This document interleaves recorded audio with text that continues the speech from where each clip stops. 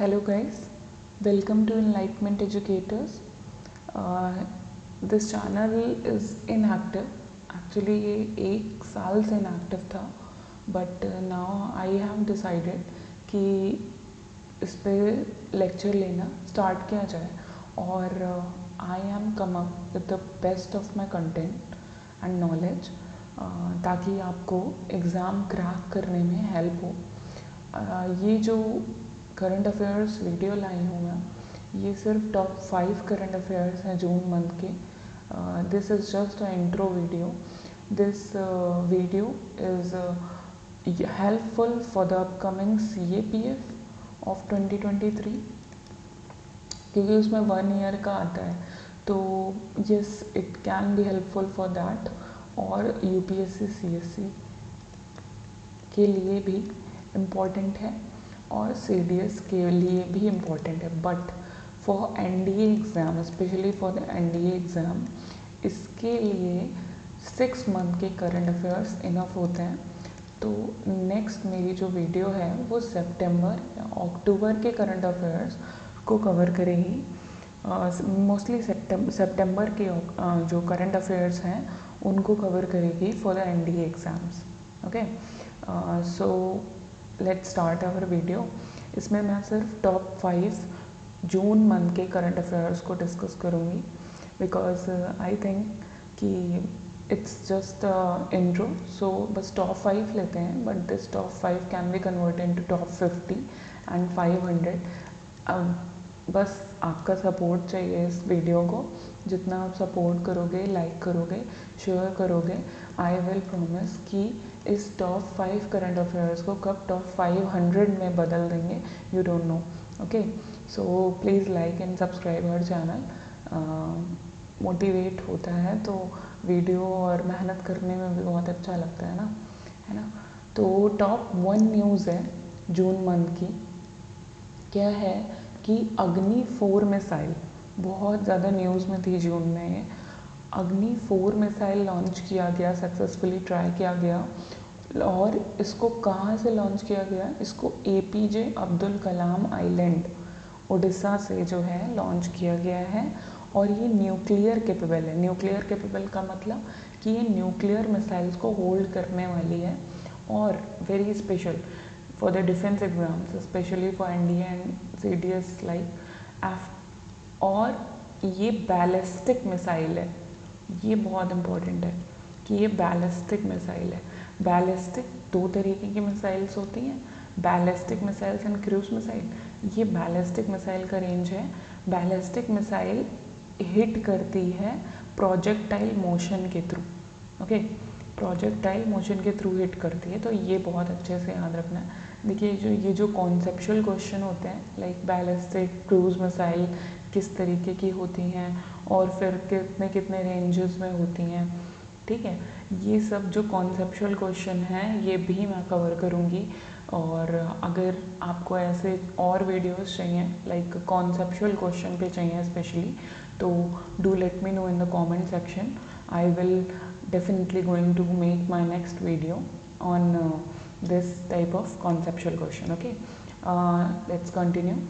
Surface to surface missile है ये। Surface to surface का मतलब है सरफेस से सरफेस में रहेगी, सरफेस से एयर में नहीं जाएगी। ओके, अग्नि 4 मिसाइल और स्ट्राइक रेंज है इसकी 4000 किलोमीटर की। ठीक है, ये इंपॉर्टेंट है 4000 किलोमीटर, क्योंकि कभी कभार CDS जैसे एग्जाम्स में स्टेटमेंट बेस्ड क्वेश्चन में हमको इसकी रेंजेस अलग अलग करके दे देते हैं। और 2 स्टेज है, ठीक है, ये याद रखना है। 2 स्टेजेस होते हैं इसके, ये याद रखना है। फिर इसकी रेंज इतनी है तो इसी वजह से इसको क्या बोलते हैं? Intermediate range ballistic missile. Okay, intermediate range ballistic missile मतलब बीच का रहता है। और किसने डेवलप करी है? वेरी इंपॉर्टेंट, DRDO ने डेवलप करी है। ठीक है, तो इसको ध्यान से देखेंगे। DRDO का फुल फॉर्म भी देख लेंगे। 1 फैक्चुअल क्वेश्चन वनडे एग्जाम्स में ये पूछे जाते हैं ऐसे क्वेश्चंस। 5th जनरेशन है, 5वीं जनरेशन की है ऑन बोर्ड कंप्यूटर बेस्ड। और इसमें लेटेस्ट फीचर भी ऐड किए गए हैं कुछ करेक्ट और गाइड करने के, इन फ्लाइट डिस्टर्बेंस को अवॉइड करने के। ओके, ये सारी चीज़ें। और वेरी इंपॉर्टेंट कि इसमें रिन्स और मिन्स जैसी टेक्नोलॉजीज़ का भी यूज़ हुआ है। तो ये जो हमारे स्टेटमेंट बेस्ड क्वेश्चंस होते हैं उनके लिए ये बहुत इंपॉर्टेंट है कि हम इस पे ध्यान दें कि कौन सी टाइप ऑफ टेक्नोलॉजीज़ इसमें जो है ऐड हुई हैं। तो हमको ये याद रखना है कि rings and mince. What is ring? Rings laser gyro based inertial navigation satellite, okay. And mince का मतलब माइक्रो नेविगेशन सैटेलाइट। ये न्यू टाइप ऑफ टेक्नोलॉजी है, इसकी एक्यूरेसी को इम्प्रूव करने के लिए है, इस वजह से ये जो टेक्नोलॉजीज़ हैं यूज़ करी गई हैं। तो इसे याद रखना है for the improvement of accuracy, okay. Next हमारी टॉप 2 न्यूज़ है of the month June is eVTOL। What is eVTOL? eVTOL है electric vertical take off and landing aircraft. अब वर्टिकल टेक ऑफ का मतलब क्या है कि जनरली हमने टेक ऑफ देखा है ऐसा, ठीक है, लेकिन यहाँ पे टेक ऑफ होगा ऐसा। This is called vertical take off, ठीक। तो ये याद रखना है। और ये जो है ये 3rd रिवॉल्यूशन लाया है in the aerial sector. Aerial revolution लेके आया है और ये 3rd वेव है एरियल रिवॉल्यूशन की, ओके। तो पहली 2 वेव्स कौन सी हैं? The first being the advent of commercial flying. पहली थी जब कमर्शियल फ्लाइंग स्टार्ट हुआ था, और सेकेंड थी जब हेलीकॉप्टर की एजेस आई थी। अब ये 3rd है जिसमें eVTOL हमारी एक न्यू काइंड ऑफ टेक्नोलॉजी आई है। और ये eVTOL कुछ नहीं, हमारे यूनियन एविएशन मिनिस्टर ने एक 7th एडिशन हुआ था India idea conclave in the Bengaluru, उसमें इस eVTOL को इंट्रोड्यूस करवाया था और ये कमीशन कर दिया गया है जो हमारा eVTOL, ये हमें याद रखना है, ओके।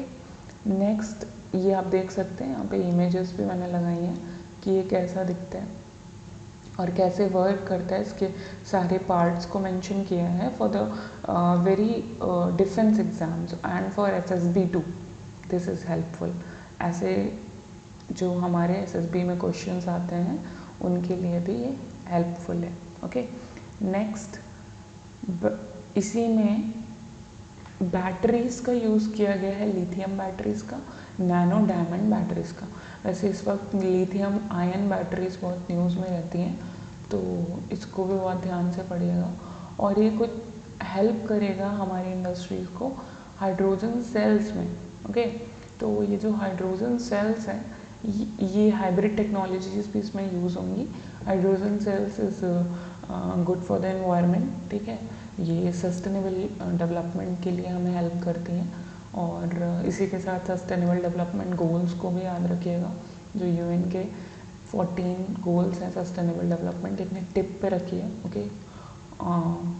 उसके बाद ये गैस पावर्ड जनरेटर है, ये हमें याद रखना है। फिर इसमें किस तरीके की टेक्नोलॉजी यूज़ हुई है, ओके, ये याद रखना है। तो ज़्यादातर जो eVTOL है वो डिस्ट्रीब्यूटेड इलेक्ट्रिक प्रपल्शन टेक्नोलॉजी पे बेस्ड है, okay, which means integrated a complex propulsion system with a air frame. इतना इम्पोर्टेंट नहीं है ये, इतना डीप में नहीं पूछे जाएंगे, बट हमें फिर भी थोड़ी सी एक्स्ट्रा नॉलेज रखनी चाहिए इन सारे चीज़ों के बारे में। ऐसे 250 eVTOLs जो हैं राइट नाउ ये हमारे कमीशन है, ये हमें याद रखना है 250 eVTOLs। और इसमें किस तरीके का विंग है, तो मल्टी रोटर है, ये फिक्स्ड विंग्स भी हैं और टिल्टेड विंग्स भी हैं, बैक सेंसर्स हैं, कैमरास हैं और इवन रडार भी है, okay. Next is our top 3 news of June month. This is India's first liquid mirror telescope. This is very important, ये अभी रिसेंटली कुछ एग्ज़ाम्स में पूछी भी गई है, तो ये बहुत इम्पॉर्टेंट है। ये क्या है India first liquid mirror telescope? ये ऑब्जर्व करेगी asteroid, supernova, space debris, celestial bodies from an altitude of 2450 metres in Himalaya, ठीक है। और ये फर्स्ट लार्जेस्ट इन एशिया है और वर्ल्ड की फर्स्ट है, तो हमें ये बहुत अच्छे से याद रखना है। लार्जेस्ट इन एशिया है और हमारे इंडिया के लिए ये फर्स्ट काइंड है, ये हमें याद रखना है। इंटरनेशनल लिक्विड मिरर टेलीस्कोप है, कहाँ पर कमीशन किया गया है? देवास्थल। ये टेलीस्कोप कहाँ पर रखा गया है? देवास्थल। देवास्थल कहाँ है? In Uttarakhand. Okay, in Uttarakhand, ये हमें याद रखना है। The observatory house in the Aryabhatta research institute of observational sciences, तो ये याद रखना है। ये जो एरीज है ये कहाँ पर है? In the Nainital district of Uttarakhand. Okay, उसके बाद the observatory has been developed by scientist from India, Belgium, Canada, और ये 4 मीटर की इसकी डायमीटर की रोटेटिंग मिरर होगी, तो ये याद रखना है हमको। और mercury is used as a reflective liquid and is spun so that the surface is curved into parabolic shape, parabolic shape में होगी। ओके, और मर्क्यूरी का बना है, ये याद रखना है हमें, बस ज़्यादा डीप में नहीं जाएंगे ऐसी न्यूज़ के। ऐसी न्यूज़ जो टॉप रहती हैं इनका रिलेवेंस पता होना चाहिए हमको। फोर्थ, मैंने यहाँ पर एक इकोनॉमी की उस वक्त बहुत चर्चा में रही एक टर्म को यूज़ किया है, दैट इज़ स्टैगफ्लेशन। ये बहुत न्यूज़ में थी उस टाइम। स्टैगफ्लेशन, स्टैगफ्लेशन क्या है? ये वो कंडीशन, इकोनॉमिक कंडीशन है जिसमें नाम में ही है स्टैग। ओके, स्टैग, स्टैग का मतलब होता है कि अगर इसके आगे हम ANT लगा दें, ANAT, तो ये क्या हो जाता है? स्टैगनेंट हो जाता है। स्टैगनेंट हो जाता है। स्टैगनेंट का मतलब होता है रुक जाना। ओके, रुक जाना। तो स्टैगनेंट क्या होता है? इकोनॉमिक ग्रोथ और अनएम्प्लॉयमेंट रेट भी बहुत हाई हो जाता है, इन्फ्लेशन भी बढ़ जाता है, और ये सारी ये जो दुखद घटनाएं हैं ना, ये एक साथ कॉज होती हैं, ये हमें याद रखना है। मतलब इकोनॉमिक ग्रोथ भी रुक गया, अनएम्प्लॉयमेंट रेट भी हाई हो गया और इन्फ्लेशन भी बढ़ गया। Stagflation counters the economic theory. अब एक फिलिप कर्व आता है, ये भी बहुत पूछा जाता है in the exams, specially in CDSC जैसे एग्जाम्स में हमको ये देखने को मिल जाता है फिलिप्स कर्व क्या होता है मैच द फॉलोइंग में। तो फिलिप कर्व किसके किसके बीच की रिलेशन है? इन्फ्लेशन और अनएम्प्लॉयमेंट के बीच की रिलेशन है, इसे याद रखना है। और ये कैसे होता है कि इन्फ्लेशन जो है हमारी महंगाई, जिसे हम हिंदी में महंगाई कहते हैं, वो इन्वर्सली प्रोपोर्शनल होती है अनएम्प्लॉयमेंट के। ठीक है, ये याद रखना है। मतलब अगर अनएम्प्लॉयमेंट बढ़ेगा तो इन्फ्लेशन घटना चाहिए, और इन्फ्लेशन बढ़ेगा तो अनएम्प्लॉयमेंट घटना चाहिए। बट यहाँ पे आप देख रहे हैं अपोजिट कंडीशन है, इन्फ्लेशन बढ़ रहा है, अनएम्प्लॉयमेंट भी बढ़ रहा है। इस वजह से ये फिलिप कर्व को काउंटर करती है, और तभी इम्पोर्टेंट हो जाता है स्टैगफ्लेशन। ये कभी कभार देखने को मिल जाता है हमारी इकोनॉमी में, तो सरकार जो है बहुत ध्यान रखती है, RBI स्पेशली, अपनी मॉनेटरी पॉलिसी का। तो ये monetary policy, fiscal policies, okay, ये सब भी मैं लाऊंगी लेक्चर, और मुझको कमेंट सेक्शन में बताइए कि आपको कैसे लेक्चर्स की ज़रूरत है। I will upload definitely. Okay, so next चलते हैं हम अपने अगले करंट अफेयर्स की ओर। This is the top 5 news and the last of our session. It is the World Fishing Cat Census. ये बहुत इम्पोर्टेंट था क्योंकि ये वर्ल्ड का पहला है और हुआ इंडिया में है, तो ये बहुत ज़्यादा इम्पोर्टेंट हो जाता है। कहाँ पर हुआ है? चिलिका लेक। चिलिका आप जानते हैं? Okay, do let me know in the comment section कि ये चिलिका है कहाँ। ओके, ये मुझे ज़रूर बताइए, और ये भी बताइए कि क्यों इम्पॉर्टेंट है चिलिका। ओके, ये एक चीज़ के लिए बहुत इम्पॉर्टेंट मानी जाती है चिलिका लेक। ठीक है, आप ये मुझे कमेंट सेक्शन में बताइए।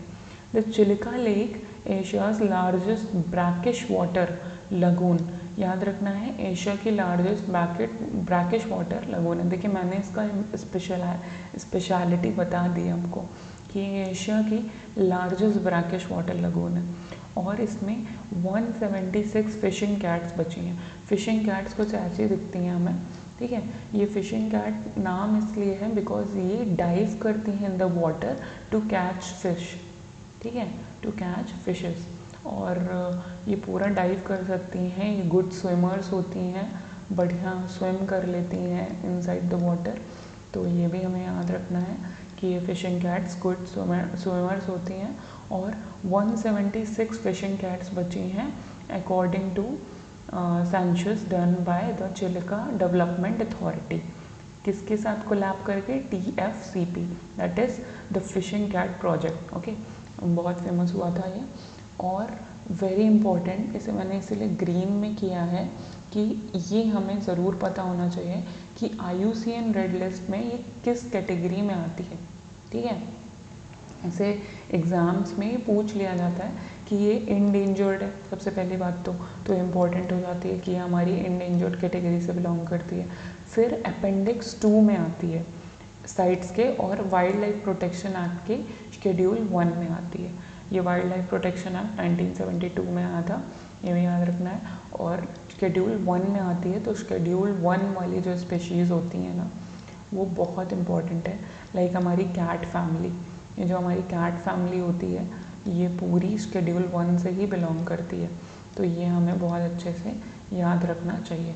This is very important. Okay, so guys, this is our top 5 current affairs of June month. और अगर आपको ये PDF हिंदी में चाहिए for the Hindi medium students, तो I will provide in the Hindi as well. मुझे कमेंट सेक्शन में ज़रूर बताइएगा। And please guys do like, subscribe, share as much as you can, because आपके सपोर्ट ही बहुत इम्पॉर्टेंट है।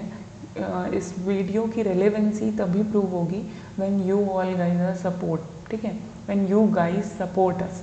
जब आप सपोर्ट करोगे तभी इस वीडियो की रिलेवेंसी होगी, अदरवाइज़ कोई फ़ायदा नहीं है ऐसी वीडियोस का। ओके, ऐसे ही 1000 वीडियोस पड़ी हैं यूट्यूब पे, बट मैंने कुछ चुनिंदा क्वेश्चंस को ही रखा है, ज़्यादा नहीं।